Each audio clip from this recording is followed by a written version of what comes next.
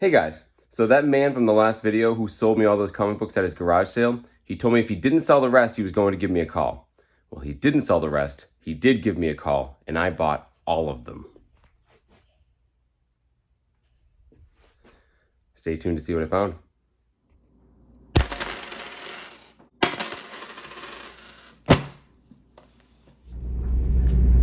Hi everyone, welcome back to Lunch Money Comics. So I got a phone call from the gentleman that I bought those comics from the other day at his garage sale. He had his garage sale and he still has 400 comic books left.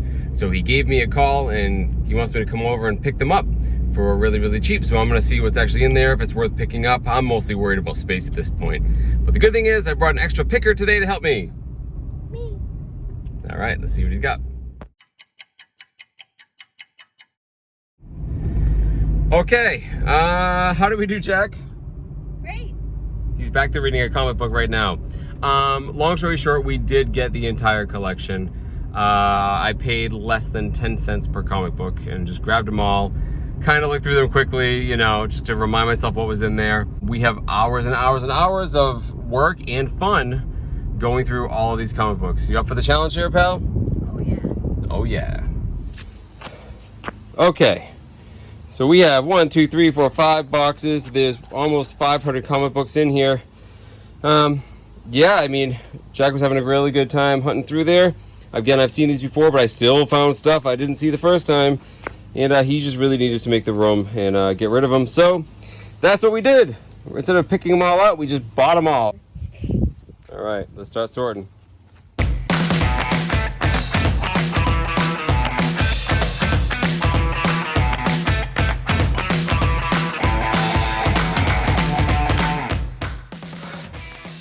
We got our work cut out for us.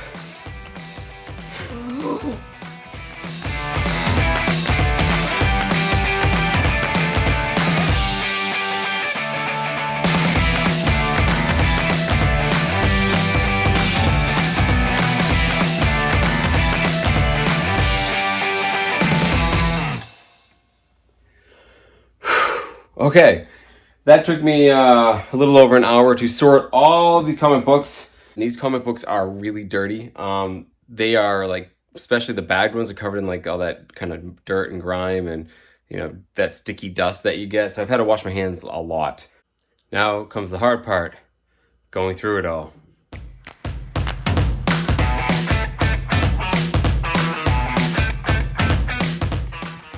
XMen and SpiderMan are inventoried and done. 50 down, 400 to go.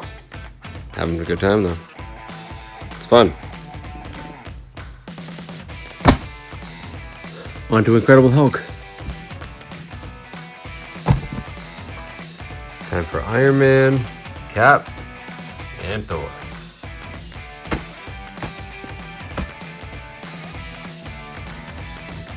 Okay, Thing in the Fantastic Four, and then I'm going to bed.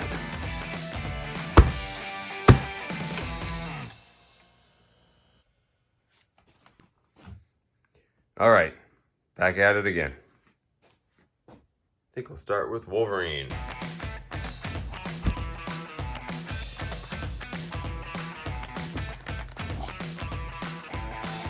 Okay, done with Marvel.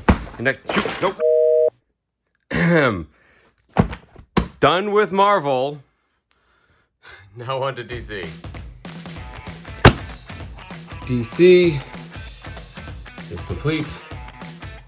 And now we have the indies. This is it. It's the last 2 stacks. I'm finally done. Okay. I finally finished going through all of these comic books. I've organized them, I've sorted them, I've looked up the values of pretty much every single one of them that at least I could find. And I haven't even told you how many are actually here. So when this gentleman called me, he told me he thought there were 400 comic books left. He said he did sell quite a few at his garage sale, and he said one individual came early and looked through very carefully, kind of like how I did, and was very selective in what he walked away from. So I was a little apprehensive about buying this many comic books. So I went, we kind of looked through them really quickly with my son, and, there wasn't anything good that I could really notice. and he wanted to sell them to me for 20 cents a comic, $80. I think he started at 100 and he said, how about 20 cents a comic? And that was still a little high for me. I mean, I wanted to help him out because, again, you know, I felt like I could have given him more before, but still, it just seemed like an awful lot of work for that much money. So I figured maybe we'd meet kind of in the middle around like $50. So I just said, like, how about 10 cents a comic, which would be 40 bucks? And he said, sure. So at the time, I thought I was buying these for about 10 cents a comic, which seemed pretty good.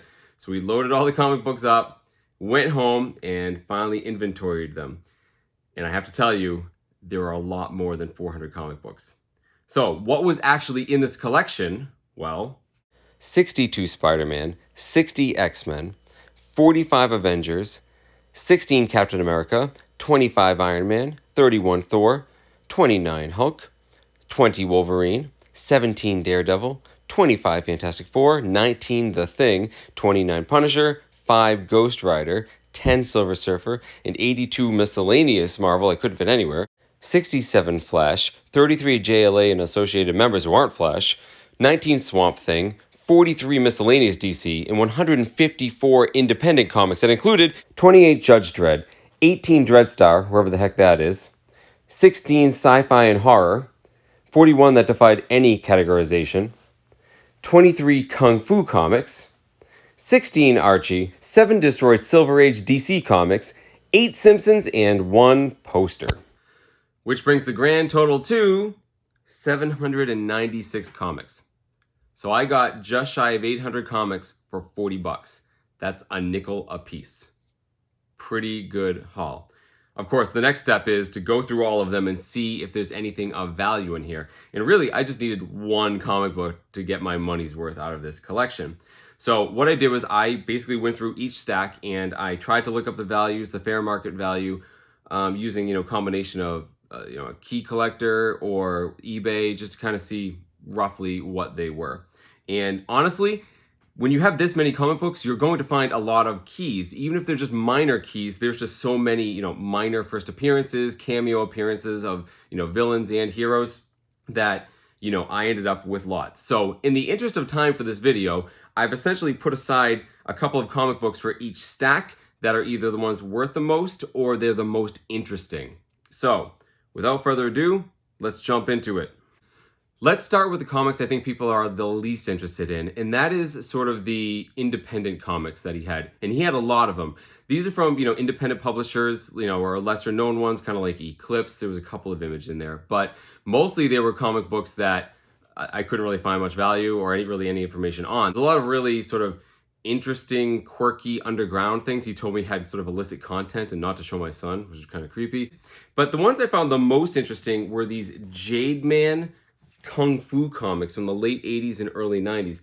And I've never seen these before, but they're awesome. The art inside of these is absolutely amazing. So I don't think they're worth that much. I'm sure there's, a niche market for them somewhere, but I just thought these were really, really cool and something I'd never seen before. So I'm going to hold on to these and I'm probably going to read them. They're really, really, really cool. Next up, there were a whole bunch of sort of funnies comics. There was a lot of Archies, a lot of Jughead, and there were also a lot of these Simpsons comics, which I think I'm going to give to my son. They're pretty neat. And wedged between all these Simpsons comics was a poster, and it's pretty cool. It's Radioactive Man meets Bartman. So pretty cool. You never know what you're going to find in these boxes, guys. So let's move on to DC. Most of his DC collection was broken up between 2 titles, the second volume of The Flash and Swamp Thing. But he had lots of other DC stuff sort of sprinkled within. We have, some older Green Lanterns and some Wonder Woman, a whole bunch of Green Arrow, some more modern books like the Justice League. And again, nothing worth too much money. But within the Flash comics, there was actually quite a bit of pretty good comics. Now, there were a couple of these old Bronze Age Flashes that were in really bad shape and not worth much money. But within that Volume 2 series, the Wally West series that started in 1987, I found numerous decent keys. And it's mostly because he almost had a complete run of the first, 75 or so. He was only missing one every once in a while. And right off the bat, I found the first issue of that series. So this, again, is the Wally West Flash. This is 1987. This series started. And yeah, it was really cool to find #1 among all of the stacks of the Flash. But there were also some other pretty decent ones mixed throughout that run. The other one I found that was sort of interesting and worth probably the most of that whole run was this one here. This is Flash 134, and this is from the late 90s. I don't remember exactly which year it was, but this is the first appearance of Jakeem Thunder. Now, I have no idea who Jakeem Thunder is, but evidently he showed up on the CW network recently, maybe last season, and this comic book can go anywhere from $20 to $30, and this one's actually in pretty good condition, so I was happy to have this one. There were a lot of other minor keys within that Flash run that weren't really worth talking about. The one that was missing, however, and is very suspiciously missing, I had a whole bunch in order, except the first appearance of the Black Flash, which is Wally West's like evil alter ego. I have a couple of his cameo appearances around that sort of, mini story around the Black Flash, but the one with him on the cover that's considered the first appearance was missing. So I think a DC Hound got in there in between my first pick and when I got the rest of these. So I think you're going to see that that's probably the case for a couple more of these ones I'm about to bring up. Which brings us to Swamp Thing. These covers of these comics are amazing. Most of these are written by Alan Moore, and they have various artists, but mostly they're Stan Watch, and they're just awesome. I could go through these all day and show you all of them. I'm not going to, but they're just creepy, they're cool, and I really like Swamp Thing. Now, I mentioned that I thought a DC Hound got to these comic books before I picked them all up, and that's my fault. I don't know enough about my DC keys. If there were some of the good ones in the run in there, the first time I looked, I missed them. And the reason I bring this up is because this comic right here, number 38, this is the second or third cameo appearance of John Constantine. His first appearance is in number 37, the one before this, and I have the whole run of the 30s except for that one. And that comic book goes for like $300. So, oops, I must have missed it. I hope I didn't. Maybe the guy I got these comics from knew what it was worth and is down in his really good collection. Maybe that's the case. But I have a sneaky feeling that somebody knew what it was and I didn't, and they scoffed it on that morning of the garage sale. And I also got this one right here. This is the first appearance of the Parliament of Trees in issue 47. It's also notable because there's all these like different plant creatures, and one of them is an uncredited Marvel's Man-Thing. I think he's right there on the cover. They sort of snuck him in. So really cool comic. I love the cover on this one as well. So Swamp Thing, some really good Swamp Things. Very interesting, really neat art. Very interested in all of these, but yeah, I just missed the big keys. And hey, that's why you got to know your keys, guys. Okay, moving on to Marvel. Marvel made up the most of the collection. There were 465 Marvel comic books in this collection. And I'll start with the sort of miscellaneous ones. When I looked through them, there weren't too many in there that were worth much money. There were just interesting things like there was a Vision and the Scarlet Witch, lots of Micronauts, which I never really was into, lots of Power Pack. So nothing too good out of the miscellaneous Marvel pile. There were also about 10 Silver Surfers in there, and I had actually picked up most of the Silver Surfers beforehand to give to my son. So I got another 10 or so that he added to his short box. The only really good one in there, I think, was the first appearance of Morg, who ends up being one of Galactus' heralds. I had previously picked the comic I thought was his first appearance. It wasn't, but now my son's got it. So Silver Surfer, always cool. He also had a whole bunch of Punisher comic books, a really good run of them, actually. 29 to be exact. And there were lots of, again, minor keys, minor villains, things most of us haven't heard about. The only one that I'd actually heard of was Saracen. The first appearance of Saracen's here in issue 22. And the only reason I know who Saracen is because I had the Marvel trading cards when I was a kid, and Saracen had his own card. So I always like getting the first appearances of the characters in those cards because I like to point to them and say, hey, I got that one.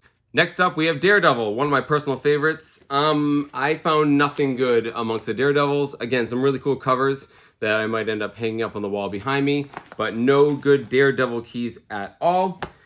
After that, we have Wolverine. Now, Wolverine, I did find some keys for him when I looked through the first time. What was left wasn't really that interesting, but I did find these. So these are called the Wolverine Saga. They're actually kind of like trade paperbacks, and they give the history of Wolverine in them. They're sort of interesting in how they're written. They're not really just reprints of the comics. They're more like a whole new summary and in some cases whole new art. So very interesting books that I'm happy to have, but that's all I could find for Wolverine. Let's move on to the Avengers. There were 45 different Avengers books. And that's not to say they were all the Avengers. Some of them were West Coast Avengers or the Defenders I sort of grouped in there. And same thing, lots of minor keys, lots of really cool covers, things like that. But the only one I thought was notable to talk about is this one, Avengers 326. This is the first appearance of the character Rage. For the same reason that I like the Saracen comic book, I have the quote-unquote rookie card of Rage in the 1991 set. So that's his first appearance. I also thought I picked it the other day and I was wrong. It was his first cover appearance. So that's really the only one worth talking about. Now, as for the individual members of the Avengers, I had some pretty good stacks of Iron Man, Cap, Thor, and Hulk. We'll start with Iron Man. I didn't find any good keys in these Iron Man books. They're still cool to have. As for Thor, I found this 300th issue of the Mighty Thor. And this one's of note because it has Odin's origins in it. It also explains how Thor's mother is Gaia, Mother Earth, essentially. And I have a note here on the back, so I have to remember it. The other one I thought was really interesting was this one. So this is Thor 371. And this is the first appearance of this person right here. And this is Justice Peace. They are sort of the Judge Dredd of the Time Variance Authority, the TVA that we saw in the Loki Disney Plus show. And he didn't show up, as far as I know, in that show like in a minor capacity, but there are rumors that he may show up in future seasons. Same sort of deal. The next issue right after this one is actually the first appearance of the TVA, and it was not in there, and that one actually goes for pretty good money, so maybe somebody knew what it was when I didn't and they scoffed it. That's fine. I'm hoping this character comes through and shows up in the show. Okay, next up we have Captain America. There weren't many Captain America books. There were only like 16 of them. But there were 4 comics I found that I think are worth talking about. One is this one here. This is 352. This is the first appearance of the Supreme Soviets, sort of this Soviet era of, supervillain team-up kind of things that had the Crimson Dynamo and Red Guardian. Thought it was pretty cool. It's also the first appearance of Phantasma. I don't know who that is, but a cool comic book. This one's great. So this one here is Captain America 362. In the previous issues before this, you actually had the first cameo appearances of Crossbones, the villain Crossbones who we saw in the MCU. And this comic here is his first full appearance and his first cover appearance. There he is right there. I found it interesting, though, that this isn't worth as much as what's considered his second cameo. So we talk about this all the time. What is an actual first appearance? How many panels do you need to be in for it to count? But evidently, even though this is his first full appearance and his first cover, it's not worth as much as one of those other cameo appearances. I couldn't find the other 2 in the collection, but this one's actually pretty cool to have. Oh yeah. Next up, we have this one here. This is number 373. This is the first appearance of Leon Hoskins. That's the brother of Battlestar, also someone who showed up in the MCU in Falcon and the Winter Soldier. He's U.S. Agent's, sidekick. And this person ends up becoming U.S. Agent in their own right later. It's also the first appearance of the team called the Power Tools. They're kind of like the Wrecking Crew, but dumber. So I just thought that was fun to talk about. And this one's really interesting. This is called The Streets of Poison. This is Captain America 375. And this one's notable because it's controversial because it has drug use in it. And I guess you can see Captain America's kind of going crazy here. He actually ingests whatever this drug is and goes nuts and fights Daredevil. So evidently this was a controversial comic, and I thought it was kind of interesting to talk about. Okay, next up we have the Incredible Hulk. I was never really into collecting Incredible Hulk as a kid, but I kind of wish I did because these covers in here are just absolutely awesome. I mean, look at some of these. They're just really cool books to put up on the wall. And I did find lots of minor keys within here that I think are worth talking about. The first one I thought was really funny. This is actually the first appearance of a female MODOK, the first and only appearance of a female MODOK, and this is in Incredible Hulk number 290. And we know that MODOK's coming in Ant-Man and the Wasp Quantumania, I think, coming out. I doubt they're going to have the female version, but thought it was pretty cool. The first and only version of that MODOK character. This one I thought was excellent, though. This is actually the first appearance of the Gray Hulk. I think they called him Mr. Fix-It. It was when the Hulk lost some of his strength, but gained some of his intelligence back. Really cool comic book. In fact, I have most of the run right after this, which is about the Gray Hulk. And eventually I get the comic as well, where he goes back to the Green Hulk. So really, really cool. Happy to have this. First appearance of the Gray Hulk. Very cool key. So now we're getting to the good stuff. So besides the Flash, there were two other superhero properties he had a lot of comic books for, and lucky for me, they are my two favorite comic book properties. They are Spider-Man and the X-Men. Now, when I say Spider-Man, I actually mean there was multiple different kinds of Spider-Man. We had Amazing Spider-Man, we had Web of Spider-Man, Spectacular Spider-Man, the McFarlane Spider-Man. I'm even sort of grouping Spider-Woman in there. So all told, there were 62 different Spider-Man titles, and throughout all of those, there were quite a few minor keys. Most of those keys revolved around the Hobgoblin in the Amazing Spider-Man comics of the early 80s. And no, I did not find the first appearance of Hobgoblin. I would have noticed that one the first time around if it was in there.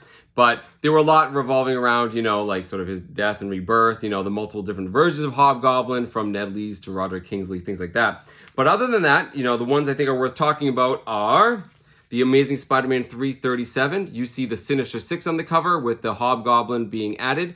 Evidently, this is only the second appearance of the Sinister Six after Amazing Spider-Man Annual #1. So I think we take it for granted now, even if in modern comics, we've seen so many iterations of the Sinister Six over and over again. I think they had the Sinister 12 at one point, but this is actually only the second appearance of the Sinister Six. So very cool comic book, really cool art. Next up, we have the Web of Spider-Man #70. This is the first appearance of Spider-Hulk. I don't know much about Spider-Hulk. I know he showed up in more modern comic books over the years, but it's a really cool cover. Pretty neat for Spider-Hulk. And finally, probably the one worth the most out of all the Amazing Spider-Man is also the newest one I found. This is the Amazing Spider-Man 346. Now, this one has a really cool, iconic cover by Eric Larson. Just an awesome cover. And depending on condition, this can go for a little bit of money online. So I'm very happy to have this. Which brings us finally to the last pile, my favorite pile, which is the X-Men. There were 60 X-Men books, and that's broken up through all different, X-Men team titles. So we have, the X-Men, New Mutants, XFactor, Excalibur. I even threw in some sort of miscellaneous X-Men characters in there, like the Dazzler and things like that. And regardless of what I do with this collection, I'm keeping most of these. I mean, these are almost all early to mid 80s Chris Claremont run X-Men. And I love these comic books so much. I'm probably going to read them, and I'm definitely keeping these in my collection. Just like with the Spider-Man, there was a lot of minor keys sprinkled throughout. So I put a couple aside just to talk about today.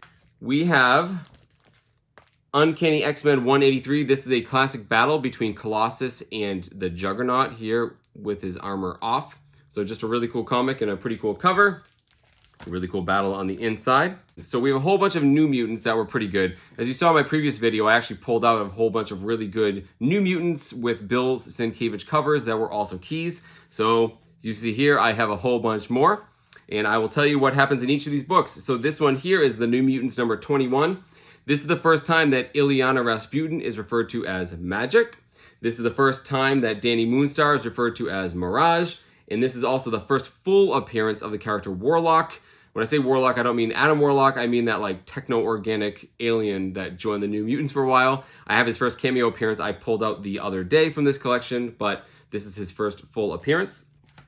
Then we have the New Mutants #25. This is the first cameo appearance of Legion, who is Charles Xavier's son, who there was a TV show on FX about him. He's a super powerful mutant. This is his first cameo appearance. And then I got the very next issue, which is his first full appearance. So this is the first full appearance of Legion in New Mutants #26. And finally, I have a kind of fun one. This is New Mutants #32. This is the first appearance of the fictional island nation of Madripoor. Madripoor is a big fictional place in all X-Men comics. It's especially important to Wolverine, and it recently appeared in the MCU in Falcon and the Winter Soldier. So the first appearance of Madripoor is in this book right here. Next up, we have XFactor #38. This is the conclusion of the Inferno saga you see at the top. Several things happen in this book. This is actually the death of Madeline Pryor, aka Goblin Queen. She dies in this one and ends sort of this Inferno storyline. It's also the first time that Archangel is called Archangel.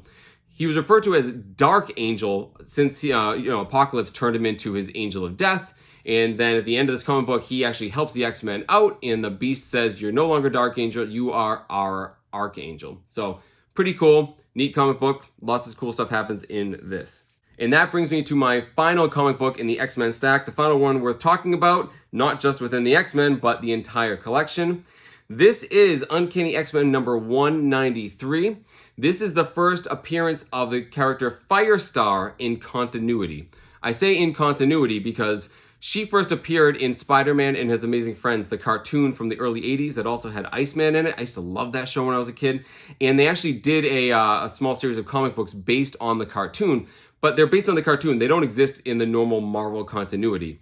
So this is actually Firestar's first appearance in normal Marvel comic books. And in recent years, she's actually become a very big part of the X-Men, and she's actually part of the current X-Men team as of the most recent Hellfire Gala. I've actually been looking for this comic book for a while because I like Firestar and I like first appearances of X-Men. So I'm super happy to have this one. It does go for, a little bit of money online, but mostly I'm happy to have this key to add to my X-Men collection.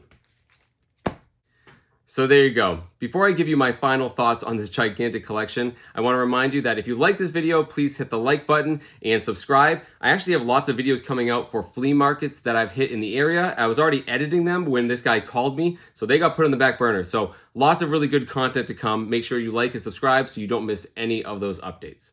Okay, so final thoughts. How do I feel about buying 800 comic books? They weigh well over 100 pounds. I lugged them all down to my basement with a bad back. I spent hours going through them. Actually, I spent 2 days organizing them, inventorying them, looking up the values, getting covered in 40 years of dirt and grime. And, at the end of the day, I didn't end up with a single big key issue or anything worth a lot of money. So how do I feel about it? I feel like I had some of the most fun I've had in a long time. Listen, going through these 800 comic books, most of which I've never even seen before, was just a really cool experience. I mean, every time I picked up one of these stacks of comics to go through it, it was like opening up a mystery box of comic awesomeness. And it didn't matter if what I was looking at was worth anything. It was worth it just to look at it. Someone left me a comment on my first video, and it was in relation to why I call my channel Lunch Money Comics. And as a quick recap, basically, I didn't have a lot of money as a kid.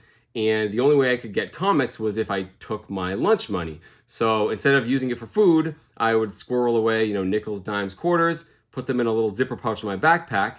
And at the end of the week, when I had, $1 or $1.25, which is how much a comic book went for in the early 90s, I'd ride my bike to the comic store and I would buy one comic book. And this person left a comment saying they really related to that story because they also grew up with very few means. And I think people who don't have a lot of stuff, really appreciate what they do have so much more. So I would have this comic book and I would read it over and over again. I would treat it really carefully, make sure, there's no creases, and then I put it somewhere safe so nothing bad would happen to it.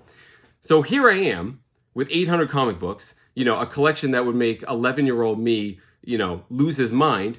And I find myself feeling the exact same way. I'm 11 years old all over again.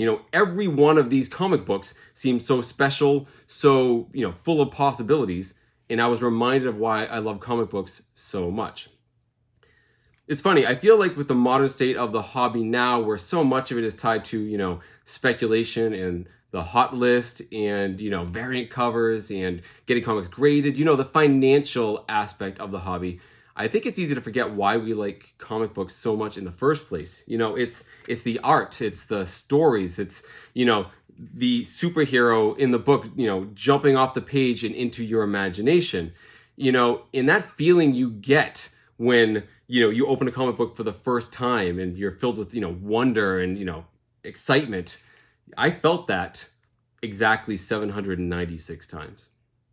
And then to think that these comic books belong to someone who read every single one of them, to think that these comics were as special to them as, my comics were to me when I was a kid. And then to watch, my son, his eyes grow in wonder as he digs into these boxes for the first time. It's a great reminder of why most of us, at least, who love comic books, that we all love them for the same exact reasons. So, how do I feel about spending $40 on 800 comic books? I think it was the best $40 I've spent ever. This has been Lunch Money Comics, and I usually like to end my videos with, keep on hunting. But I'm going to amend it this time. I'm going to say, keep on hunting for comic books, but never forget what you're looking for. Thanks for listening, and thanks for watching. I have no clue where I'm going to store these comic books.